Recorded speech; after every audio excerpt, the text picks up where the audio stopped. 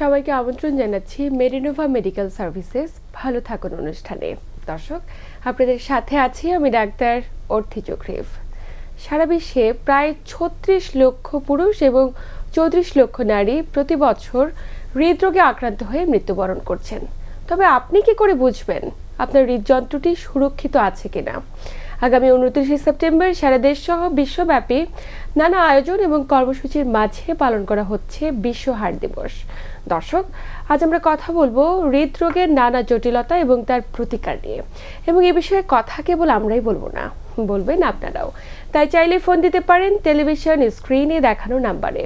এবং আপনাদের হৃদরোগ সংক্রান্ত নানা তথ্য এবং পরামর্শের জন্য আজ আমরা স্টুডিওতে আমন্ত্রণ জানিয়েছি একজন বিশেষজ্ঞ চিকিৎসককে। উপস্থিত রয়েছেন অধ্যাপক ডাক্তার মোহাম্মদ তৌফিকুর রহমান ফারুক, যিনি বিভাগীয় প্রধান কার্ডিওলজি বিভাগ, কর্নেল মালিক মেডিকেল কলেজ, মানিকগঞ্জ। স্যার, স্বাগত আমাদের আজকের আয়োজনে। ধন্যবাদ আপনাকে, ধন্যবাদ বাংলা ভিশনকে আমাকে আমন্ত্রণ জানানোর জন্য, ধন্যবাদ মেডিনোভাকে। আপনাকে ধন্যবাদ। স্যার, প্রতি বছর এই যে একটি বিশেষ দিবস আমরা পালন করি, বিশ্ব হার্ট দিবস, আসলে এটা প্রেক্ষাপট কি, কেন আমরা পালন করছি, এবং জানতে চাই এই বছরের প্রতিপাদ্য বিষয় কি? ধন্যবাদ আপনাকে। আগামী ২৯ সেপ্টেম্বর, জাস্ট ২ দিন পরে হলো বিশ্ব হার্ট দিবস বা ওয়ার্ল্ড হার্ট ডে। প্রতি বছর এটা সাধারণত পালন করা হয় এবং প্রতি বছরই সাধারণত একটা থিম থাকে এবং প্রেক্ষাপট যে আসলে যে প্রেক্ষাপটে আমরা এই ওয়ার্ল্ড হার্ট ডেটা পালন করি সেটা হলো যে মানুষের মধ্যে অ্যাওয়ারনেস তৈরি করা হৃদরোগের ব্যাপারে। এখন অ্যাওয়ারনেসটা কেন তৈরি করা দরকার? যাতে হৃদরোগ না হয়। কেন আমরা যদিও জানি যে prevention is better than cure, মানে হৃদরোগ প্রতিরোধ, মানে যে কোনো রোগ প্রতিরোধ করা চিকিৎসার চেয়ে উত্তম। এটা হৃদরোগের ক্ষেত্রে আরও বেশি সত্য। কেন সত্য? প্রথম একটা হলো যে এই হৃদরোগকে বলা হয় ওয়ার্ল্ডের নাম্বার 1 কিলার। আমরা জানি যে প্রতি যুদ্ধ বিগ্রহ হয়, তারপরে কোথাও কোথাও দুর্ভিক্ষ হয়, তারপরে ক্যান্সার রোগী মারা যায়, তবে রোড অ্যাক্সিডেন্ট বলা হচ্ছে এখানেও প্রচুর মানুষ মারা যায়। তার চেয়েও অনেক বেশি মারা যায় হলো হৃদরোগে। এই জন্য হৃদরোগকে যে বলা নাম্বার 1 কিলার। এখন যেহেতু এটা নাম্বার 1 কিলার, সুতরাং এই হৃদরোগকে আমাকে প্রতিরোধ করতে হবে। এবং প্রতিরোধ করা ওই চিকিৎসার চেয়ে উত্তম কেন বলা হচ্ছে? হৃদরোগ নির্ণয় করা এবং হৃদরোগের চিকিৎসা অনেক বেশি জটিল এবং ব্যয়বহুল। ব্যয়বহুল এই সেন্সে, যেমন আমরা হৃদরোগ হলে দেখবেন যে কোনো আমাদের কার্ডিওলজিস্টের কাছে গেলে বা বুকে ব্যথা নিয়ে আপনি যখন কোনো মেডিসিন স্পেশালিস্টের কাছে যান তখন একটা ইসিজি করে, একটা ইকো করে, কারো করে ইটিটি লাগে, কারো করে এনজিওগ্রাম লাগে। প্রত্যেকটা পরীক্ষায় কিন্তু ব্যয়বহুল। সাথে সাথে হৃদরোগ কেন হচ্ছে সেটা বের করার জন্য আমরা অনেক সময় ডায়াবেটিস আছে কিনা দেখি, রক্তের কোলেস্ট্রলের মাত্রা আছে কিনা দেখি, অথবা সিবিসি পরীক্ষা করে দেখি। তাহলে এই যে পরীক্ষা, আরও কিছু পরীক্ষা আছে যেমন হোমোসিস্টিন লেভেল, এগুলো প্রত্যেকটা পরীক্ষায় কিন্তু কোনোটাই ১,০০০, ১,৫০০, ২,০০০ টাকার নিচে না। তাহলে এই যে পরীক্ষাগুলো করা হচ্ছে সামষ্টিকভাবে রোগীকে অনেক টাকার খরচ করতে হয় রোগ শুধু নির্ণয় করার জন্য। এখন রোগ নির্ণয় হলে তারপর চিকিৎসা। চিকিৎসা ক্ষেত্রে সাধারণত দেখা যায় রোগীদেরকে ৮টা থেকে 10টা ওষুধ খেতে হয়। ৮টা থেকে 10টা ওষুধের আপনি যদি দামও ধরেন তাহলে প্রতিদিন ১০০ থেকে ২০০ টাকার ওষুধ খেতে হয়। আর যদি এনজিওগ্রাম লাগে, যদি রিং বসানো লাগে তাহলে আরও অনেক খরচ, ৩-৪-৫ লাখ টাকার ব্যাপার। তাহলে এই যে একটা ব্যয়বহুল রোগ, এই ব্যয়বহুল রোগ যাতে না হয় সেটার জন্য প্রিভেনশন, প্রতিরোধ করতে হবে। আর প্রতিরোধ করতে গেলে আমাদেরকে জানতে হবে কেন হৃদরোগ হচ্ছে এবং এই হৃদরোগ হলে যে যে কারণে হৃদরোগ হচ্ছে সেটার ব্যাপারে আমাদেরকে সচেতনতা তৈরি করতে হবে যাতে ওইগুলো আমরা পরিহার করতে পারি, অ্যাভয়েড করতে পারি। তাহলে আমরা হৃদরোগ প্রতিরোধ করতে পারবো। এই হৃদরোগের প্রতিরোধ কিভাবে করতে পারি এটা অ্যাওয়ারনেস ক্রিয়েট করার জন্য আসলে এই যে প্রতি বছর ২৯ সেপ্টেম্বর ওয়ার্ল্ড হার্ট ফেডারেশন সাধারণত এই দিনটার আয়োজন করে থাকে এবং প্রতি বছরই একটা করে সাধারণত একটা থিম থাকে। কোনো কোনো সময় যে এই থিমটা থাকে ৫, ৬, ৭ বছরও চলে, আবার কোনো কোনো সময় এটা ৫-৬ বছর পর আবার চেঞ্জ করা হয়। আচ্ছা, এবারে যে প্রতিবদ্ধ বিষয় হলো সেটা হলো ইউজ হার্ট ফর অ্যাকশনস। এটা হলো এবারে প্রতিবদ্ধ বিষয়। এখন যদি আমরা এটা দেখি আসলে যে কেন এই যে বলা হলো, কেন হলো ইউজ হার্ট ফর অ্যাকশনস কেন বলা হলো, এটা আমরা একটু জাস্ট আলোচনা করি। টা আমরা একটু আলোচনা করতেছি, কেন বলা হচ্ছে, কেন আমরা বলবো সেটা। আর ইউজ হার্ট বলতে কি বোঝায়? এটা ইউজ হার্ট আমরা যদি একটু স্বাভাবিক বাংলা যে হৃদয় ব্যবহার করা, এটা আসলে বলা আছে যে আমরা যে কাজটা করব এই যে হৃদরোগ প্রতিরোধ করার জন্য এটা আমরা আসলে হৃদয় দিয়ে করব, মানে আমরা আসলে সর্বাত্মক চেষ্টা করব, আমরা বলে ম্যাক্সিমাম এফোর্ট আমরা দিব সবাই, মানে আমরা বলে মন থেকে করা, এরপর মন থেকে করব আমরা এই কাজটা প্রতিরোধ করার জন্য। আর ফর অ্যাকশনসটা কি? এই অ্যাকশনস বলতে এখন সাধারণত দুইটা জিনিস বুঝাইছে। একটা হলো যে আমাদের অ্যাওয়ারনেস ক্রিয়েট করা, যেটা আমরা বললাম যে অ্যাওয়ারনেস ক্রিয়েটের মধ্যে সাধারণত দুইটা করছে, যে আমাদের বিহেভিয়ারাল চেঞ্জ করা, যেটা আমরা পরবর্তীতে হয়তো আসবে লাইফস্টাইল মডিফিকেশন। আমরা লাইফস্টাইল মডিফিকেশন আমরা কিভাবে করতে পারি এবং লাইফস্টাইল মডিফিকেশন আমরা কিভাবে করব। আর আরেকটা জিনিস বলতে গুরুত্বপূর্ণ, সেটা হলো যে আমাদের সাধারণত এই অ্যাক্টিভিটি করা বা নিজেকে অ্যাক্টিভ থাকা বা এক্সারসাইজ করা, এটাকে আলাদাভাবে একটু গুরুত্ব দিচ্ছে, যে নিজেকে সারাদিন অ্যাক্টিভ থাকা। এটাও হয়তো আমরা পরে আলোচনায় আসবো।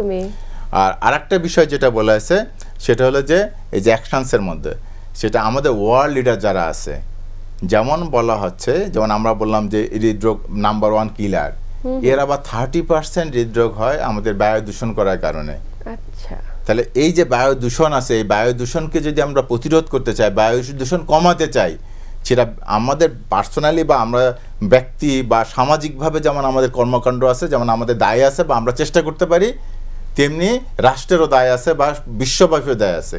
কেন? ওয়ার্ল্ড লিডার যারা আছে ওদেরকে পৌঁছাইতে হবে এই মেসেজটা, যে আমাদের হৃদরোগ যেটা আছে নাম্বার 1 কিলার।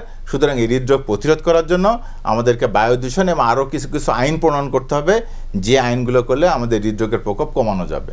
তার মধ্যে একটা হলো যে এই যে এনভায়রনমেন্টাল ইস্যু, যে বা পরিবেশগত, আমাদেরকে ওই যে যেটা কার্বন ডাইঅক্সাইড যাতে কম ইমিশন হয় সেটা ব্যাপারে। তো সেখানে একটা বলছে, একটা হলো ব্যক্তিগতভাবে আমরা বলি যে আমরা বেশি বেশি করে হাঁটবো, গাড়ি ব্যবহার করবো কম, লাইফস্টাইলে কিছুটা পরিবর্তন নিয়ে আসবো। লাইফস্টাইলে কিছুটা এই বিষয়টি নিয়ে আমরা আলোচনা করব, কেন আমাদের জীবনযাত্রার পরিবর্তন আনা জরুরি। তবে একজন দর্শক অপেক্ষায়। কে আছেন দর্শক? আপনার নাম বলে প্রশ্ন করুন। হ্যালো, আমি দেবিনা ব্রত, বয়স 40। জি, আমরা শুনছি আপনাকে। হ্যালো জি দর্শক, আপনার সমস্যাটি বলুন, আমরা শুনছি। কোথা থেকে বলছেন? আমি ঢাকা মিরপুর থেকে বলছি। মিরপুর থেকে, জি জি বলেন। আমি গত বছর অক্টোবরের দিকে মানে বুকে ব্যথা, জি হাঁটলে মানে আমি রেগুলার, আমার তো থাইরয়েডের প্রবলেম আছে, আমি রেগুলার হাঁটতে চেষ্টা করি 40 মিনিট, কিন্তু আমি দেখতেছিলাম আমি হাঁটলে আমার বুক ব্যথাটা খুব বেড়ে যাচ্ছিল, সাথে ঘাড়ের রগের ব্যথা, হাতে ব্যথা, এরকম যখন অনুভব করি তখন আমি মিরপুরের কার্ডিয়াক ডাক্তার ডক্টর কর্নেল মালেককে দেখাই। উনি আমাকে ইসিজি, ইটিসি বিভিন্ন টেস্ট করায়, করানোর পরে উনি আমাকে অন্য ডাক্তারের কাছে যাওয়ার সাজেস্ট করেন। আমি বিভিন্ন ডাক্তার দেখাইছি, অনেক ডাক্তার দেখানো হয়েছে, এই ডাক্তার থেকে ওই ডাক্তার, এই ডাক্তার থেকে ওই ডাক্তার। দর্শক, এই মুহূর্তে আসলে আপনার সমস্যাটি কি একটু জানাবেন? এই মুহূর্তে কি সমস্যা? জি বলতেছি, কিন্তু আমি এত ডাক্তার দেখানোর পরে আমার বুকের ব্যথা, মানে যে প্রবলেমটা নিয়ে আমি গেছি, জি জি জি, সেটার মানে আমি কোনো সমাধান হয়নি, ইমপ্রুভ পাইনি। এখন আমি হাঁটলে, হালকা কাজ করলে একই রকমের সমস্যা অনুভব করছেন, তাই তো? জি, আমরা বিষয়টি নিয়ে কথা বলছি। দর্শক, আপনার সাথে ডায়াবেটিস বা উচ্চ রক্তচাপ আছে বা রক্তের কোলেস্টেরলের মাত্রা কেমন? স্যার উনি সংযোগে নেই আমাদের সাথে। জি, এটা আপনি যে কোশ্চেনটা করছেন খুবই গুরুত্বপূর্ণ কোশ্চেন এবং এটা কমন সিনারিও, যে আমার সমস্যা সমাধান হচ্ছে না, জটিলতায় ভুগছে, সমস্যা সমাধান হচ্ছে না এবং ডোর টু ডোর আমাকে যেতে হচ্ছে, বিভিন্ন জায়গায় আমাকে কনসাল্ট করতে হচ্ছে। আচ্ছা, এই বিষয়টা একটা ব্যাপার। আপনার যেমন হলো বুকে ব্যথা হচ্ছে, আপনি এক্সারশনে বুকে ব্যথা হচ্ছে, যেটা হয়তো আমরা পরবর্তীতে আলোচনা চলে আসতো, যে আমরা হার্টের ব্যথা, গ্যাসের ব্যথা কিভাবে ডিফারেন্সিয়েট করব, এখন বা অনেক সময় পৈত্যথলি পাথরও হয়, এগুলো ডিফারেন্সিয়েট করব। এখন আপনার যে ধরনের ব্যথার কথা আপনি বলতেছেন, টিপিক্যালি একজন কার্ডিয়াক পেশেন্টের আসলে যে ধরনের ব্যথা হয় আপনি ঠিক ওইভাবে বর্ণনা করছেন, যে আপনি হাঁটতে গেলে আপনার কিছু দূর হাঁটার পরে আপনি 40 মিনিট হাঁটার চেষ্টা করেন, থাইরয়েডের সমস্যা আছে, আপনার কিছু দূর হাঁটার পরে বুকে চাপ দিতে থাকে বা বুকে ব্যথা করে, বুকে ব্যথা বাড়তে থাকে, সেখানে ব্যথাটা উপরের দিকে যায়, সেখানে বাম হাত দিয়ে নামে। আপনি যেভাবে বলছেন একদম স্পেসিফিকলি বইতে যেভাবে হার্টের কথা বর্ণনা করা আছে আপনি এক্স্যাক্টলি সেভাবে বলছেন।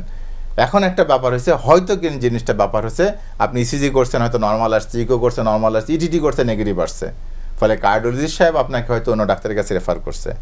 এখানে আসলে ডাইলেমা বা চিকিৎসার যে জিনিসটুকু রয়ে যায়, অনেক ক্ষেত্রে দেখা যায় যে বলা আছে আপনার হার্টের সমস্যা থাকলেও, ইভেন ব্লকজনিত সমস্যাও যদি থাকে, আপনার ইসিজি নর্মাল আসতে পারে, ইকো নর্মাল আসতে পারে, ইভেন ইটিটিও নেগেটিভ আসতে পারে। এরকম বহুত রোগী আমরা পাই যাদের ইটিটি নেগেটিভ আসছে, পরবর্তীতে আমরা এনজিওগ্রাম করে তাদের ব্লক পাই বা আমাদের ব্লকের চিকিৎসা দিতে হয়। এখন এরকম আমারই ইউনিটের ডাক্তার আছে, ডাক্তার সাহেবই হলো এরকম যে ইটিটি নেগেটিভ আসছে, আবার প্রচণ্ড বুকে ব্যথা হয়েছে, এনজিওগ্রাম করে দেখা হলো 3টা ব্লক। এখন এটা হতে পারে। আর ইসিজি আর ইকোর ব্যাপারে আসলে বলা আছে এটা নর্মালি এমনি হার্টে যদি 3টা 4টা 5টা ব্লক থাকে তাহলে কিন্তু নর্মাল থাকতে পারে। এই জন্য ইসিজি আর ইকো দ্বারা বলা যাবে না যে হার্টে ব্লক আছে কিনা। হ্যাঁ, আর ইটিটি দ্বারা আমরা প্রেডিক্ট করতে পারি বা আমরা বলতে পারি হ্যাঁ হার্টে ব্লক থাকতে পারে, নাও থাকতে পারে। এখন আপনাকে কনফার্মেশনে আসলে যাওয়া উচিত, যেহেতু আপনার সিমটম আছে। এই ক্ষেত্রে আপনারা আসলে আপনার যেহেতু টিপিক্যাল সিমটম, নেক্সট আমার মনে সাজেশন আছে আপনার একটা সিটি এনজিওগ্রাম বা করোনারি এনজিওগ্রাম, যেটা কনভেনশনাল এনজিওগ্রাম বলি, এগুলো করে আপনাকে আসলে নিশ্চিত হওয়া যে আপনার করোনারি বা আপনার বুকের রক্তনালীতে কোনো ব্লক বা অন্য কোনো ধরনের সমস্যা আছে কিনা বা অন্য কি কারণে আসলে ব্যথা হচ্ছে, এটা একটা মোটামুটি পিকচার পাওয়া যাবে এবং ডায়াগনোসিসও কনফার্ম করা যাবে। এটলিস্ট আপনাকে বলতে হবে যে এটা আপনার কার্ডিয়াক সমস্যা না, এইটুক বলতে গেলে মিনিমাম আপনাকে এনজিওগ্রামটা করতে হবে, নাহলে বলা যাবে না যে এটা আপনার কার্ডিয়াক সমস্যা না, আপনি অন্য ডাক্তারের কাছে যান। ধন্যবাদ আপনাকে সুন্দর কোশ্চেন শেয়ার করার জন্য। নিশ্চয়ই স্যার, একটু জানবো যে এই যে টিপিক্যাল ফিচারগুলো আমরা তো অনেক ক্ষেত্রে বুঝে উঠতে পারি না, যেমন উনি বিভিন্ন ধরনের পরীক্ষাও করিয়েছেন, কিন্তু পরীক্ষা করানোর পরে সবগুলোই নেগেটিভ এসেছে এবং উনি ডোর টু ডোর ঘুরছেন, চিকিৎসক বদলাচ্ছেন, কিন্তু কোনো সমাধান পাচ্ছেন না। তো একজন ব্যক্তি কখন সচেতন হবেন এবং আর কি কি ফিচার প্রেজেন্ট থাকলে তিনি বুঝবেন যে তার কার্ডিয়াক কোনো ডিজিজ হয়েছে? গুড। এখন ব্যাপারটা হচ্ছে যে আসলে যদি আমরা হার্টের যেটা ব্লক জনিত সমস্যা যদি দেখি, একটা 2 ধরনের আমরা সাধারণত দেয়। একটা হলো হার্ট অ্যাটাক হয়ে যাচ্ছে বা হার্ট অ্যাটাক হয়েছে, আর একটা হলো হার্টের রক্তনালীতে ব্লক আছে কিন্তু তার আসলে হার্ট অ্যাটাক হয় নাই। তা আমি পরিশ্রম করতে গেলে, সিঁড়ি দিয়ে উঠতে গেলে বা একটু ভারী কাজ করলে, যেটা উনি টিপিক্যালি বর্ণনা দিচ্ছেন যে আমি হাঁটতে গেলে কিছু হাঁটা পরে আমার বুকে ব্যথা করে। এখন এই বুকে ব্যথার সাথে রেডিয়েশন একটা কথা আছে, এই বুকে ব্যথা ছড়িয়ে যায়। কোথায় কোথায় ছড়ায়? বাম হাত দিয়ে ছড়াইতে পারে, ডান হাত দিয়ে ছড়াইতে পারে। এই বুকের ব্যথাটা উপরে গলার উপরে ছড়িয়ে যেতে পারে, অথবা শুধু মনে হতে পারে কেউ মনে আমার গলা চিপে ধরতেছে, স্ট্রাঙ্গুলেশনের মতো, যে মনে হয় কেউ আমার গলা চকিং এর মতো, আমার গলায় কেউ কিছু একটা আটকে আছে বা বুকে, এবং এটা পরিশ্রম করলে হয়। আবার সে যদি উনি রেস্ট নেয় দেখা যাবে ওই ব্যথা কিছুক্ষণ পরে এমনি চলে যায়। অথবা স্প্রে বলা আছে, নাইট্রেট স্প্রে বলে আমরা জিব্বা নিচে দিই, জিব্বা নিচে স্প্রে দিলে দেখা যায় ব্যথাটা রিলিফ হয়ে যায় সঙ্গে সঙ্গে। তো এই ধরনের হতে পারে। এবং সাথে সাথে যেটা অনেক সময় বলে যে আমি হাঁটলে যখন ব্যথা করে তখন আমার শরীরে একটু হালকা ঘাম দেয়, বা রোগীরা বলে যে কিছু কিছু হালকা হালকা আমার শরীরের মধ্যে ঘাম হতে থাকে। যদি এরকম ঘাম দেয় বা কিছু হালকা বমি ভাব হতে থাকে, যদি এরকম হয়, ইভেন হার্টের ব্যথা যেটা আছে পিছনেও যেতে পারে, 2 শোল্ডার ব্লেডের মাঝখানে বলি আমরা। এবং এটা সাধারণত এক্সারশনে হয়, পরিশ্রম করলে হয়। এটা এক ধরনের সমস্যা হয়। আর একটা হলো যে অ্যাকুট অ্যাটাক হলে যেটা হয়, যে ওইটাকে আমরা যে কোনো কারণে যদি হার্টের রক্তনালীতে ব্লক আছে, ব্লক ফেটে গেছে, ফেটে যে ভিতরে রক্ত চাকা জমা হয়েছে, রক্ত সরবরাহ পুরোপুরি বন্ধ হয়ে গেছে, তখন সাধারণত রোগীর বলে তীব্র বুকে ব্যথা হয়, সাথে প্রচন্ড সোয়েটিং হতে থাকে। তখন আর পরিশ্রম করলে বুকে ব্যথা এটা না, তখন আমি বসে আছি, আমি শুয়ে আছি, আমার বুকে প্রচন্ড ব্যথা হচ্ছে, আমি স্প্রে দিচ্ছি, আমার ব্যথা কমতেছে না বা ওইভাবে রিলিফ হচ্ছে না, রিলিফ হয় আবার ব্যথা তৈরি হয় কিছুক্ষণ পরে। যদি এরকম হয়, সাথে প্রচুর সোয়েটিং এবং সাথে বমি বমি ভাব, এই যদি হয়, সাথে 2 হাতটা ধরে টরে আসা, এবং রোগীর ফিলিংস, রোগীরা পরবর্তীতে আমাদেরকে এভাবে বলে স্যার আমার মনে হচ্ছিল আমি যেন মরে যাচ্ছি, এরকম ফিলিংস হতে থাকে। যদি এরকম হয় তাহলে সেটা বলে অ্যাকুট হার্ট, মানে আমরা হার্ট অ্যাটাক বলি বা acute condition, acute coronary syndrome বলি, সেটা এক ধরনের ইয়েটা। তাহলে এই 2 ভাবে সাধারণত দেখা যায় হার্টের রোগীরা ইউজুয়ালি প্রেজেন্ট করে, বা হার্টের ব্লক জনিত হৃদরোগ যেটা আছে সেটা প্রেজেন্ট করতে পারে, এইভাবে সাধারণত প্রেজেন্ট করে। একদমই। তো স্যার আমরা হৃদরোগ মানে কিন্তু হার্ট অ্যাটাক বলি, মানে আমাদের ধারণা যে হার্ট অ্যাটাক হয়েছে এইটাই কেবলমাত্র হৃদরোগ, কিন্তু একজন ব্যক্তির হৃদযন্ত্রে তো নানা ধরনের জটিলতা হতে পারে। অনেকের ক্ষেত্রে আমরা দেখি জন্মগতভাবে হৃদরোগ নিয়ে জন্মেছে একটি শিশু। কেন একটি শিশু জন্মগতভাবে হৃদরোগ হতে পারে এবং কি কি ধরনের হৃদরোগ হতে পারে এই সন্তানটির, জানবো। ধন্যবাদ। এখন হলো একটা যেটা আমাদের ইয়েটা আসে, হৃদরোগ বলতে আমরা সাধারণত ওই যে ব্লক জনিত হৃদরোগই সাধারণত বেশি বুঝে থাকি, এবং এটা আমাদের ইয়েতে আসে। কিন্তু একটা বাচ্চা তার জন্মগতভাবে একটা হৃদরোগ নিয়ে সে জন্মগ্রহণ করতে পারে, অথবা পরবর্তীতে অন্যান্য কারণে, যেমন ভালভুলার হার্ট ডিজিজ, ভালভের সমস্যা হতে পারে, বেশ করে রিউম্যাটিক হার্ট ডিজিজ হলে বা রিউম্যাটিক ফিভার হলে ভালভের সমস্যা হতে পারে, বা অন্য বয়স হয়ে গেলে রিউম্যাটিক হার্ট ডিজিজ ছাড়া অন্য কারণেও ভালভের সমস্যা হতে পারে, অথবা হার্টের চারিপাশে পানি জমতে পারে, অথবা হার্টের মাসেল যেটা বলে মাংসপেশি বলে মায়োকার্ডিটিস প্রদাহ হতে পারে।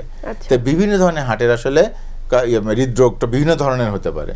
এর মধ্যে আমরা যেটা বললাম জন্মগত হৃদরোগ, এখন জন্মগত হৃদরোগ সাধারণত কেন হয়, প্রথম এটা জন্মগত হৃদরোগ হয় একটা হলো তো কোনো কারণ ছাড়া হতে পারে।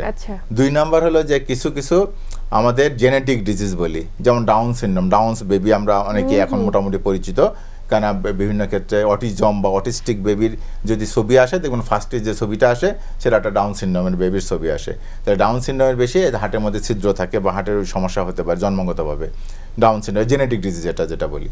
আর একটা আছে কিছু কিছু ক্ষেত্রে যদি কোনো মা যদি ওষুধ খায়, যে ওষুধগুলো আমরা প্রেগনেন্সিতে আসলে এটা প্রেসক্রিপশন রেস্ট্রিক্টেড, প্রেসক্রিপশন করা যাবে না, আমাদের কন্ট্রাইন্ডিকেশন বলি প্রেগনেন্সিতে, এই ধরনের কিছু ওষুধ খেলে তখন তাদের বাচ্চাদের এই যে হৃদরোগ বা যে জন্মগত হৃদরোগ হতে পারে, এটা সমস্যা। অথবা কিছু কিছু আছে এনভায়রনমেন্টাল ফ্যাক্টর, যে রেডিয়েশন, যে কোনো অঞ্চলে যে দেখা যাচ্ছে কোনো নিউক্লিয়ার প্লান্ট হয়েছে তার আশেপাশের অঞ্চলগুলোতে কোনো রেডিয়েশন বা এই ধরনের ক্ষেত্রে যে অনেক সময় জেনেটিক সমস্যা করে সেখান থেকে হৃদরোগ হতে পারে। তো এগুলো জন্মগত হৃদরোগ হওয়ার কারণ।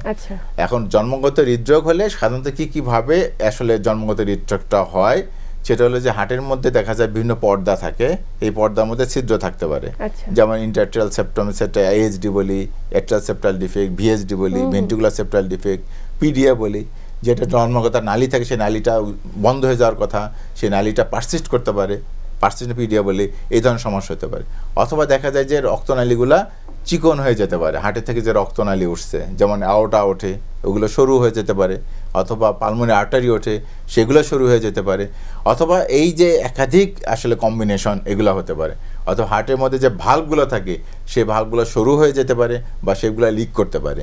তাহলে এই ধরনের বিভিন্ন ধরনের আসলে কম্বিনেশনে তার হৃদরোগ বা দেখা যায় আমাদের যে আওটা যে বের হয় এই আওটা কোনোখানে রক্তনালীতে চাপে যেতে পারে, যেটা কোয়ার্টেশন আওটা বলে, এই বিভিন্ন ধরনের আসলে জন্মগত হৃদরোগ হতে পারে। কোনো হৃদরোগে দেখা যাচ্ছে বাচ্চা নীল হয়ে যায় জন্মের পরেই, আমরা সায়ানোটিক হার্ট ডিজিজ বলি, বাচ্চা একটু পরিশ্রম করতে গেলে একটু দৌড়ায় আসলে দেখা যায় বুক ধরফর করে সাথে নীল হয়ে যায়, বা বাচ্চা ছোটবেলা আরও ছোটবেলা ব্রেস্ট ফিডিং করার সময় দেখা যাচ্ছে হঠাৎ করে বা বাচ্চা কান্নাকাটি করলে দেখা যায় নীল হয়ে যায়। তো এক গ্রুপ আছে যে নীল হয়ে যায়, আর এক গ্রুপ আছে যা নীল হয় না, আমরা যেমন নীল যেটা হচ্ছে টফ বলি, বা আরও কিছু ডিজিজ আছে, আর যে কিছু আছে ডিজিজ আছে জন্মগত হৃদরোগ যেগুলো হয়তো বাচ্চারা নীল হয় না, কিন্তু এই নীল যদি আমি চিকিৎসা ঠিক মতো না করতে পারি তাহলে ভবিষ্যতে 15, 16 বা 20 বছর পরেও তখন বাচ্চারা যে নীল হয়ে যাওয়া নিয়ে আমাদের কাছে প্রেজেন্ট করতে পারে, বা জটিলতা যেটা বলে জটিলতার প্রেজেন্ট করতে পারে। তারপরে নানাবিধ বহিঃপ্রকাশের মাধ্যমে বোঝা যেতে পারে। তো স্যার আমরা কখনোই চাই না কোনো একটি সন্তান জন্মগতভাবে হৃদযন্ত্রের ত্রুটি নিয়ে জন্মাক, সেক্ষেত্রে গর্ভাবস্থায় কি বোঝার কোনো উপায় রয়েছে? আচ্ছা, এখন একটা ব্যাপার, সেটা হলো যে গর্ভাবস্থায় এখন সাধারণত অনেক সময় দেখা যায় ফিটাল আল্ট্রাসোনোগ্রাম নামে একটা আল্ট্রাসোনোগ্রাফি আছে, ফিটাস হলে বাচ্চার আল্ট্রাসোনোগ্রাম করা হয়। আচ্ছা, তো বাচ্চা মায়ের পেটে থাকা অবস্থায় বাচ্চার হার্ট চেক করা হয় আমাদের ইকো মেশিন দিয়ে, এবং হার্ট চেক করলে দেখা যাচ্ছে যে কোনো ক্ষেত্রে যে কোনো ছিদ্র অথবা যে আমরা জন্মগত হৃদরোগ যেটা বোঝাই সেই হৃদরোগটাকে জন্মের আগেই ডিটেক্ট করা সম্ভব হয়। এবং কোনো ক্ষেত্রে যদি এমন কোনো হৃদরোগ হয় যেটা আসলে পরবর্তী জীবনে বাচ্চা বেঁচে থাকারই সম্ভাবনা নাই, তাহলে সেক্ষেত্রে আমরা আসলে বাচ্চা মায়ের পেটে থাকা অবস্থায় ডিসিশনটা নিতে পারি যে আমরা নেক্সট কি করব। অথবা দেখা যায় যে হ্যাঁ বাচ্চা ডেলিভারি হচ্ছে, ডেলিভারির পর আমরা দ্রুত আসলে বাচ্চার ওই হৃদরোগের চিকিৎসা করতে পারি, কারণ এখন জন্মের পরপরই হৃদরোগের চিকিৎসা করা সম্ভব। নিশ্চয়ই চমৎকার তথ্য এটি, এবং প্রত্যেক গর্ভবতী মায়ের জন্য কিন্তু এটি ইম্পর্টেন্ট। যেমন একটি সন্তানের হয়ে গিয়েছে অলরেডি, পরে যদি কোনো সন্তান নিতে চায় সেক্ষেত্রে কিন্তু গর্ভাবস্থায় এই পরীক্ষাগুলো করানো ভালো। স্যার একটু জানতে চাই, একটু বড়দের ক্ষেত্রে যাই, আমরা তো উপসর্গগুলো সম্পর্কে জানলাম, তো হার্ট অ্যাটাক হয়েছে কিনা তাৎক্ষণিক বোঝার উপায়গুলো তো আপনি বললেন, কিন্তু একজন ব্যক্তি যদি এ ধরনের উপসর্গ প্রকাশ পায়, বুকে ব্যথা করছে, ছড়িয়ে যাচ্ছে, চোয়ালে যাচ্ছে, তাৎক্ষণিকভাবে করণীয় কি? আচ্ছা, ধন্যবাদ আপনাকে। এমন যদি হচ্ছে যে ওই যেটা আছে যে রোগীর যেটা যে রোগী আমাদের বললেন যে ইয়েতে ছিলেন আমাদের সাথে, উনি যখন বলে হাঁটতে গেলে আমার বুকে ব্যথা করে, ওই যে এটা এক ধরনের সমস্যা, আমি হাঁটতে যাচ্ছি আমার বুকে ব্যথা করতেছে, আবার রেস্ট নিচ্ছে আমার কমে যাচ্ছে। এখন এই ধরনের যদি সমস্যা হয় তাহলে ওটা উনি অবশ্যই হৃদরোগ বিশেষজ্ঞ দেখাবেন, এবং হৃদরোগ বিষয় যেটা আমরা করি একটা ECG, ইকোকার্ডিওগ্রাফি যেটা উনিও বলেন, ETT করা হয়, প্রয়োজনে এনজিওগ্রামও করা লাগতে পারে, এবং করে সাধারণত দেখা যায় যে আমাদের 3টা গ্রুপের আসলে চিকিৎসা দেওয়া হয় এই গ্রুপের জন্য। একটা হলো ওষুধ চিকিৎসা, কোনো ক্ষেত্রে আমরা এনজিওগ্রাম করলাম, দেখো যে অল্প ব্লক আছে, কিন্তু এই ব্লকের মধ্যে এমন আছে যে রিং না বসালেও চলে বা রিং এর প্রয়োজন নাই বা বাইপাসের প্রয়োজন নাই, তাহলে এই গ্রুপকে আমরা দেই হলো ওষুধের চিকিৎসা। বা এমন কন্ডিশন, খারাপ কন্ডিশন যেখানে রিংও লাগানো যাবে না, বাইপাস করলে আমরা বেনিফিট পাবো না, সেক্ষেত্রে আমরা সাধারণত ওষুধের চিকিৎসা দিয়ে থাকি। তাহলে একটা গ্রুপ গেলে এরকম ওষুধের চিকিৎসা গ্রুপ। আর একটা থাকে যে হ্যাঁ ব্লক পাওয়া গেল, আমরা সাধারণত ওখানে রিং লাগাই দিই, এবং যে রিং লাগে মোটামুটি 1টা 2টা বা 3টা 4টা 5টা ব্লক থাকলে আমরা রিং লাগাইতে পারি, কোনো সমস্যা না, যদি আর্থিক কোনো সমস্যা না থাকে। আচ্ছা, কোনো কোনো ক্ষেত্রে এমন জায়গা ব্লক হয় যেখানে যদি রিং লাগাটা ঝুঁকিপূর্ণ বেশি, বা রিং লাগানোর ফলে তার রেজাল্ট বা আউটকাম যেটা বলে অতটা ভালো হয় না। আচ্ছা, অথবা এমন জায়গায় এতগুলো ব্লক আছে যে ব্লকগুলোর যদি আমি রিং লাগাতে চাই তার খরচ বেশি পড়ে যাবে অনেক, তার চেয়ে বাইপাস খরচ আমার কম। আচ্ছা, অথবা এই ব্লকের পাশাপাশি তার হার্টে এমন কোনো রোগ আছে, যেমন আমরা বললাম ছিদ্র আছে, অথবা এমন কোন রক্তনালী কোথাও চিপে আছে। এখন এই যে চিকিৎসা যেটা করতে গেলে তাকে তার হার্ট কাটতেই হবে বুকে, যেহেতু তাকে হার্ট কাটতেই হবে, সেক্ষেত্রে আমরা রিং বসে তার আর খরচ বা 2টা জিনিস আমরা করতে চাই না। সেক্ষেত্রে আমরা হয়তো ওই একই খরচে একই ইয়েতে আমরা বাইপাসও করা হয়, আর যেটা ওই যে ছিদ্র আছে ছিদ্রটা বন্ধ করে দেওয়া হয় অপারেশন করে। যদি এখন ওই ছিদ্রটা আমরা বুক কাটা ছাড়াও আমরা ডিভাইসের মাধ্যমে এখন চিকিৎসা করতে পারি, সেক্ষেত্রে এখন সবই সম্ভব, রিং বসানো সম্ভব, সাথে হলে ডিভাইস দিয়ে বন্ধ করা সম্ভব। তাহলে এই ধরনের চিকিৎসা দেওয়া হয়, এটা হলো ওষুধের চিকিৎসা, এটা হলো রিংয়ের চিকিৎসা, এটা বাইপাসের চিকিৎসা। অর্থাৎ ব্লক থাকলেই আমার রিং লাগাইতে হবে, ব্লক থাকলে আমার বাইপাস করতে হবে, জিনিসটা এরকম না। ব্লকের ধরনের উপর ভিত্তি করে আসলে আমি সবসময় এটাকে বলি, চিকিৎসা আমরা ব্লকের দিব না, চিকিৎসা রোগীকে দিব, কার লাগবে এবং কার লাগবে না সেভাবে বিবেচনা করে আমরা সাধারণত চিকিৎসা দিয়ে থাকি। এবং ব্লকের ধরনটা কি ধরনের ব্লকটা আছে, তাহলে এই ধরনের চিকিৎসা দিয়ে থাকি। আর যাদের যে বললেন যে হার্ট অ্যাটাক হয়ে গেল, তীব্র বুকে ব্যথা হচ্ছে, এবং হলো শ্বাসকষ্ট হচ্ছে, এবং হলো তার বমি ভাব হচ্ছে, সোয়েটিং হচ্ছে, তার মানে এই রোগীটা হার্ট অ্যাটাক হয়ে গেছে। এই রোগী অতি দ্রুত, সময় নষ্ট না করে, গ্যাস্ট্রিকের ব্যথা মনে না করে, যত দ্রুত সম্ভব, আমরা একটা টার্মিনোলজি এখানে বলি যে হার্টের মিনিটস মিন মাসেলস, অর্থাৎ প্রতিটা মিনিট এখানে গুরুত্বপূর্ণ। যত সময় যাবে তত হার্টের মাসেল ড্যামেজ হবে, যত ড্যামেজ হবে পরবর্তী তত জটিলতা আমার বাড়বে। এমন হতে পারে তখন আমার হার্ট ফেলার যে কথা, যে আমার অল্পতে বসে বসে শ্বাসকষ্ট হতে পারে, তখন ইয়েতে তখন দেখা যাচ্ছে আমার আরো জটিল চিকিৎসা লাগতে পারে, বা আমার দামি চিকিৎসা লাগতে পারে সেই চিকিৎসার জন্য। সেই জন্য এই ক্ষেত্রে আমি সময় নষ্ট না করে দ্রুত নিকটস্থ কার্ডিয়াক হসপিটালে সম্ভব হলে আমি কার্ডিয়াক হসপিটালে যাব। আমি হাসপাতালে যাব, হাসপাতালে যাওয়ার পরবর্তী পদক্ষেপগুলো কি, কেন হাসপাতালে যাব জানবো স্যার। একজন দর্শক অপেক্ষায় কে আছেন? দর্শক, আপনার নাম বলে প্রশ্ন করুন, আমরা শুনছি আপনাকে। হ্যালো, আসসালামু আলাইকুম। জি, আসসালাম। ওয়ালাইকুম আসসালাম। জি, আমি ফৌজিয়া বলতেছি মগবাজার থেকে। জি ফৌজিয়া, আপনি প্রশ্নটি করুন, আমরা শুনছি। জি, আমার বয়স হচ্ছে 38, আমার গল ব্লাডারে স্টোন আছে। তো আমি যখন গল ব্লাডারে ল্যাপ্রোস্কোপি করাতে গেছি, যখন ইকো করছি, আমার ভেন্টিকুলার ইকোপিক আসছে আর কি, ইটোপিক।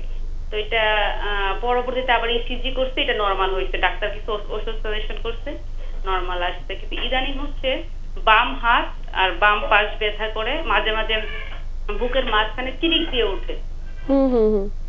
এইটুকুই সমস্যা। আচ্ছা, এটা কি আপনার পরিশ্রম করলে বা একটু সিঁড়ি দিয়ে উঠলে বা ভারী কাজ করলে হয়, নাকি এমনি বসে থাকলেও হয় যে বাম দিকে বুকে ব্যথা? হ্যাঁ, বসে থাকলে হয়, আবার আমি 7 তলা সিঁড়ি যখন পাই তখন মাঝে মাঝে হয়, মাঝে মাঝে হয় না। মাঝে মাঝে হয়, মাঝে মাঝে হয় না। আচ্ছা, ডায়াবেটিস আছে? না, ডায়াবেটিস নাই, প্রেসার আছে? জি, প্রেসার। ওষুধ খান? ওষুধ হচ্ছে যে যখন ধরা পড়লো ইসিজিতে হার্টবিট ইরেগুলার, তখন M5 দিয়েছে। আচ্ছা, এখন প্রেসার কন্ট্রোলে থাকে? প্রেসার কন্ট্রোলে থাকে? প্রেসার কন্ট্রোলে থাকে? প্রেসার কন্ট্রোলে। আচ্ছা, রক্তে কোলেস্টেরলের কি অবস্থা? ওই আমি ডিসেম্বরে করলাম, কোলেস্টেরল নরমাল, টিজি আসছে 66। আচ্ছা, গুড গুড, ভেরি গুড। আচ্ছা, এখন ব্যাপারটা হচ্ছে যে আপনার যে ব্যাপারটা সেটা হলো যে আপনি এই যে গল ব্লাডার অপারেশন করার জন্য ফিটনেস নেওয়ার জন্য আপনি ইকো মানে পরীক্ষা করতে দিয়েছিল। ইকো করার সময় আপনার একটোপিক্স আসছে। আচ্ছা, একটোপিক্স আসার পরে পরবর্তীতে যখন আপনার ইসিজি করেন, ইসিজিতে আর এটা পাওয়া যায় নাই।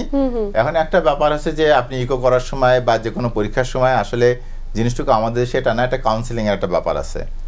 কাউন্সিলিংয়ের ব্যাপার, সেক্ষেত্রে এই কাউন্সিলিংটা বাইরে যারা থাকে তারাই করে দেওয়ার কথা, অথবা যিনি ইকোকার্ডিওগ্রাফি করেন উনিও একটু বলতে দিতে পারেন যে আপনার যে পরীক্ষাটা আমরা করতে চাবো, এই পরীক্ষা দ্বারা আমরা হার্ট দেখব, এবং এই পরীক্ষা আপনি কোনো ব্যথা পাবেন না।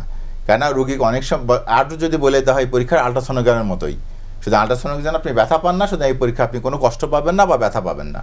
দেখেন এই ইয়ে থেকে অনেক সময় আবার অনেক সময় মহিলা রোগীদের ক্ষেত্রে যদি পুরুষ ইকোকার্ডিওগ্রাফার হয় সেক্ষেত্রে একটা অ্যাংজাইটি থাকে, তো এই কারণে আপনার একটোপিক আসতে পারে। আসলে ওই সময় একটোপিক আসাটা খারাপ কোনো কিছু না, এই একটোপিকটা নর্মালি আসতে পারে। একটোপিক যদি বলেন যে একটোপিক কারণ কি, স্ট্রেস বা অ্যাংজাইটি হলো 1 নম্বর কারণ আর কি একটোপিকের।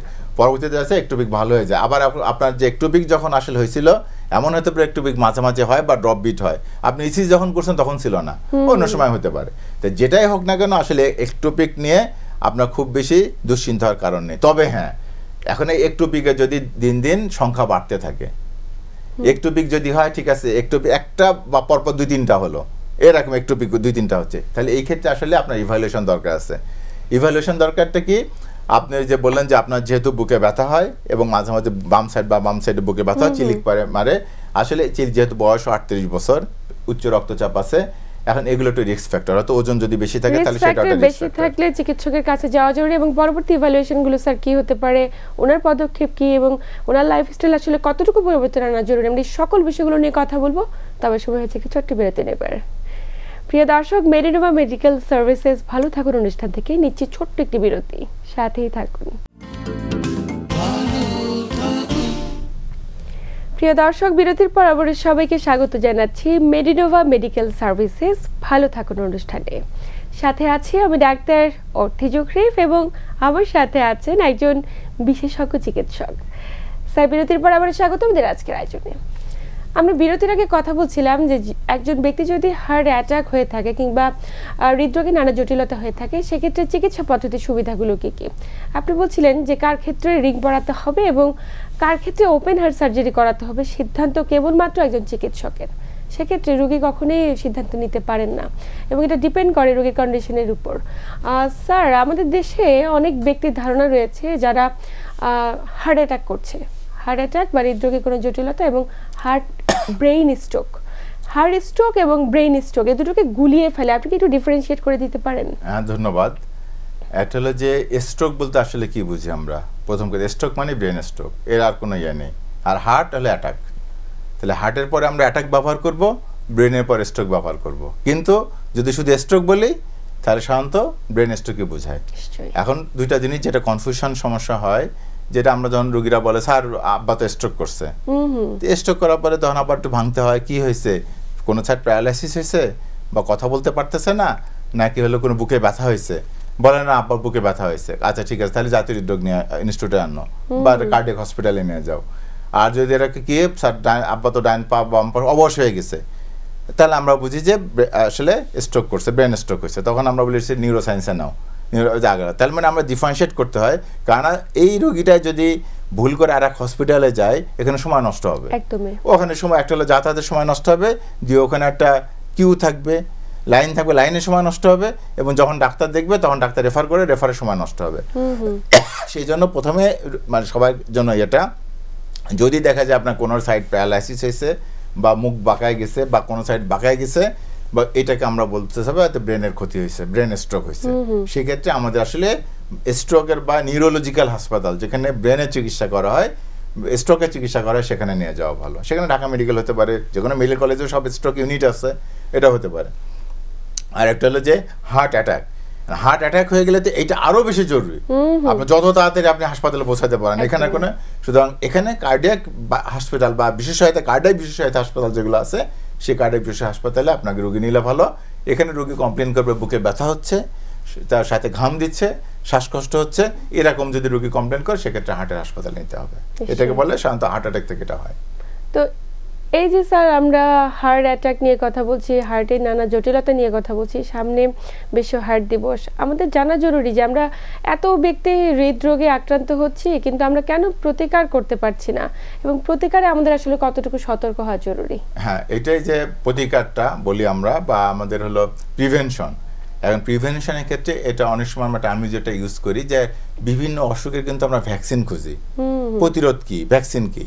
তেমনি আমাদের যে হার্ট ডিজিজের ভ্যাকসিন কি, এই হার্ট ডিজিজের ভ্যাকসিনকে বলে লাইফস্টাইল মডিফিকেশন, বা আমাদের লাইফস্টাইল যেটা এখন লাইফস্টাইল মডিফিকেশন আসলে কী কী জিনিসকে ইনক্লুড করে, সেখানে একটা অন্যতম প্রধান হলো যে একটা হলো যে যদি কোনো ডিজিজ থাকে সেগুলোকে কন্ট্রোল করা, আর যদি এগুলো হার্ট ডিজিজ যাতে না হয় সেগুলোকে হলো বা হওয়ার সুযোগ না দেওয়া, সেগুলোকে কন্ট্রোল করা।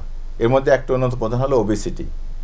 যদি ওজন বাড়ে, ওজন বাড়লে আমার হৃদরোগ হওয়ার সম্ভাবনা বেশি পাবে। এই জন্য ওজন কমানোর জন্য আমাকে চেষ্টা করতে হবে, বা স্ট্যান্ডার্ড ওজন যেটা আমার স্ট্যান্ডার্ড বিএমআই বলে, সেটাকে আমার মেনটেন করতে হবে।